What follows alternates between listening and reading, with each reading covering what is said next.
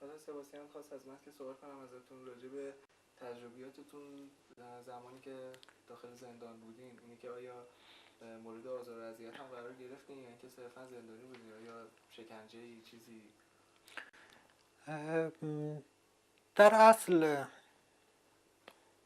در بار اولی که ما زندانی شده بودیم، برخورد زندانبان‌ها، برخورد قاضی، برخورد همه با ما خیلی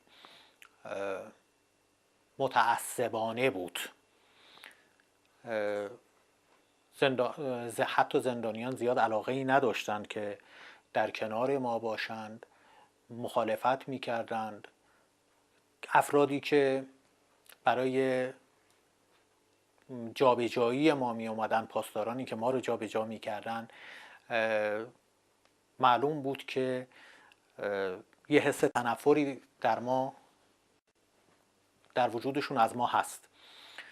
اما در سال 1376 که برای بار دوم گرفتار زندان شدم، شرایط متفاوت بود. اولا محاکمه من خیلی طولانی شد، یعنی حدود 3 یا 4 ماه طول کشید تا به من حکم دادند و 3-4 ماه من بلا تکلیف با یکی دیگه از دوستان بهایی که با هم گرفتار شده بودیم در یک زندان به تنهایی این همه مدت رو بودیم. بعد از اون ما رو به بند عمومی بردند. در بند عمومی تعدادی از زندانیان خب زیاد علاقه‌ای نداشتن در کنار ما باشن، ولی اکثرا با ما رفتارشون خیلی خوب بود و در زندان ما مخالفت چندانی چه از طرف زندانبانها و چه از طرف زندانیان نمیدیدیم نسبت به سالهای اول انقلاب، که من فکر میکنم این بیشتر زایده این بود که چه زندانبانها و چه زندانیان در این مدت با بهائی‌ها برخورد داشتن و دیده بودن که نه، بهائی‌ها با هیچ کس دشمن نیستند، همه رو دوست خودشون میدونن و نفرتی از هیچ کس به دل ندارن، حتی کسانی که به اونها صدمه میزنن.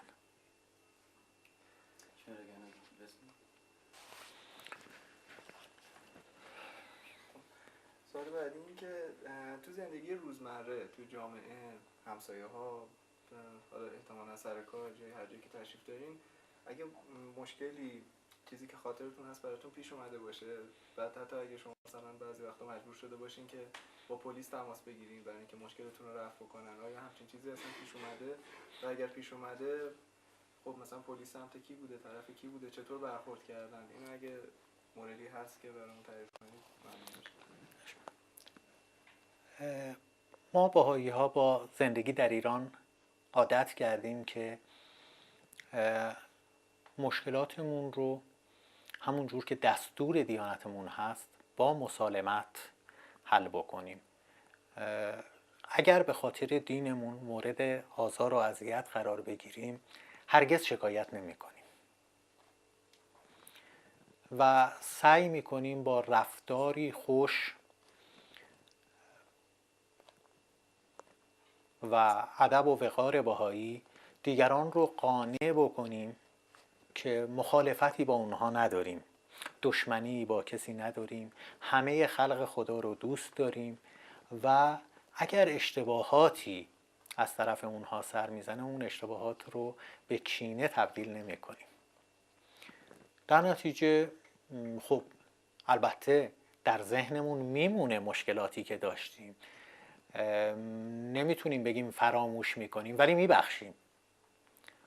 من یادمه در دوران تحصیلم چه در دبستان چه در دبیرستان گاهی از طرف همکلاسی‌های خودم مورد استهزا قرار می گرفتم. حتی گاهی اوقات روی ما توپ می انداختند ولی ما تحمل می کردیم و کینه ای از هیچ کدوم به دل نداریم.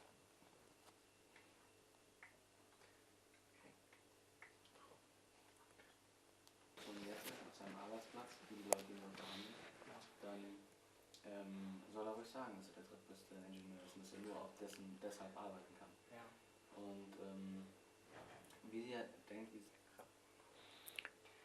راجع به شرایط فعلی زندگیتون، راجع به معیشتتون، کار و اینکه سباسیان میگفت، من از الکساندر شنیدم که شما یکی از سومین مهندس برتر ایران هستین و اینکه خب نسبت به سابقه کاری که دارین، نسبت به فعالیتایی که میکنین، باید خب یه جای دیگه ای باشین.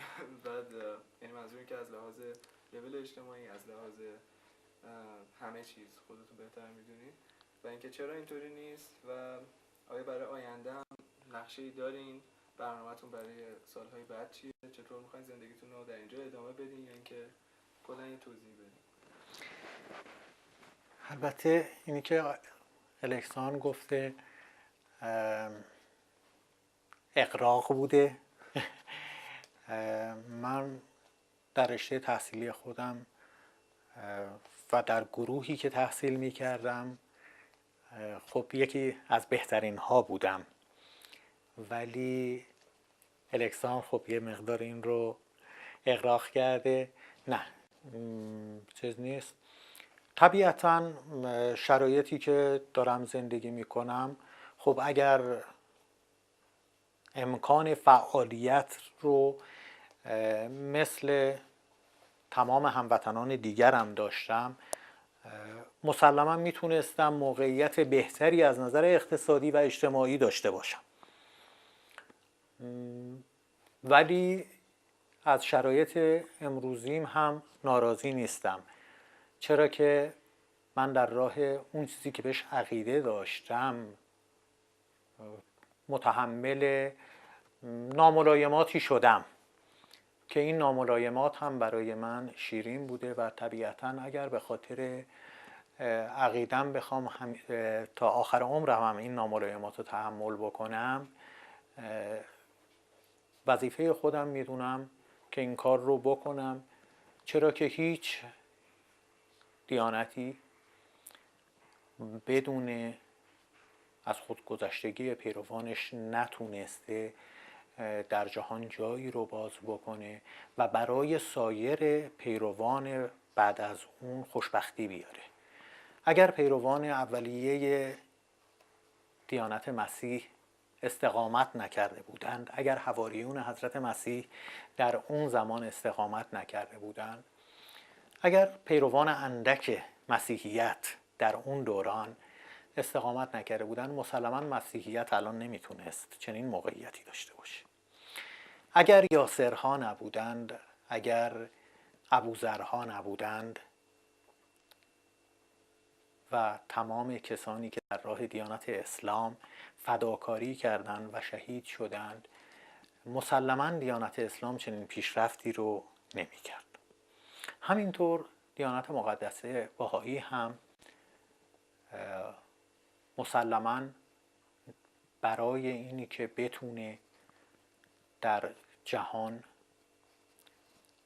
بیشتر جا بیفته و مردم رو به سرمنزل فلاح و نجاح برسونه، نیاز به افرادی داره که از خودگذشتگی نشون بدن و زندگی سایر مردم عالم رو، سایر هم نوعان خودشون رو به زندگی خودشون ترجیح بدن.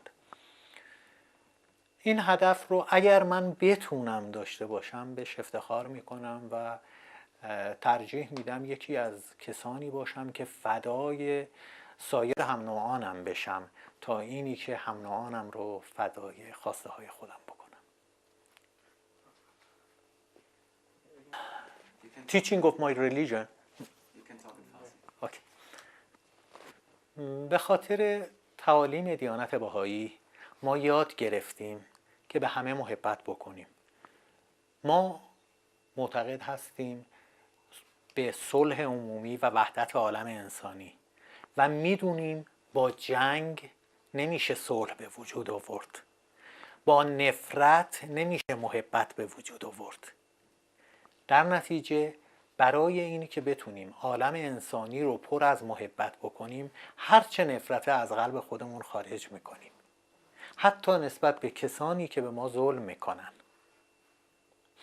اگر این ظلم از روی دانایی بود انجام نمیشد، مسلماً از روی عدم دانایی هست، عدم اطلاع از ما فی الضمیر ما هست.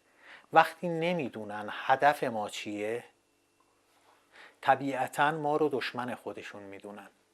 ولی ما که میدونیم اونها از روی عدم دانایی دارن به ما ظلم میکنن، ما هرگز اونها رو دشمن خودمون نمیدونیم و مسلماً حتی در قلب هم نسبت به اونها کوچکترین کینه‌ای نداریم.